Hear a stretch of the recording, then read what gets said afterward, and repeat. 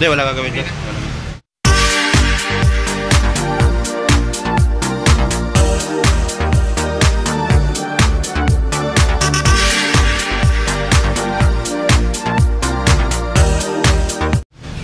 Yung mga boss, may natin gagawin dito na ano, Hyundai Rena, no? So, computer box problem. Saan dito ba sa ayaw gumana? Number 3? Ay, ito. So, check natin mga boss. May ano, may firing.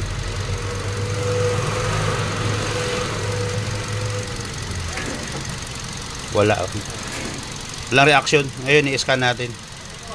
Pero ito, nilipat mo doon, meron. Yun ang hindi mo pa na-try. So, titingnan natin. Check ko muna sa labas kung meron. Yung ignition coil na sila sunod ko na. Ikaw yata yung nakano sa group sila? Oo, nakita ko to. Parang 2 araw na yata naka-post doon. So, walang firing itong mga boss ngayon. Babaklasin natin yung computer box niya. Sige sir, pakipatay muna sir. Baklasin natin itong mga boss. Repairin natin.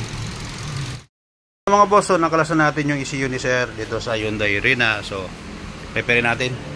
Okay, sala natin dito. Mga boss, so ito na yung ECU. Naikabit na natin. So, hindi pa natin na-seal lahat yan. Ngayon, ito na yung mga pinagpalitan ni sir na coil. No? So, ito na siya. Kanina walang firing yan. So, titingnan natin kung magkaroon na siya ng ayan o, may pulse.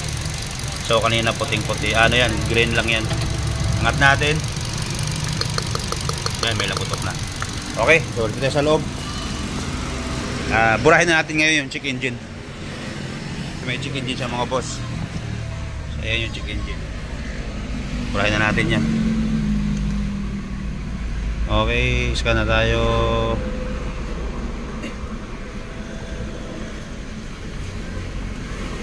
So, ayan yung check engine ha. Buburahin natin yan. Okay.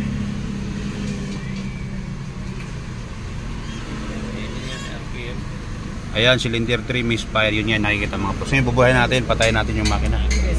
Ayan. So, clear tayo.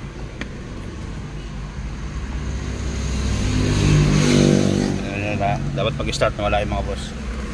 Okay. Turbo goods tayo.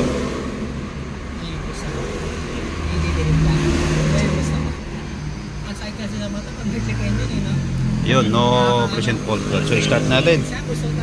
Natin na. Ito yun, no? Nawala yung check engine, no? Okay, so yung diary ng mga boss.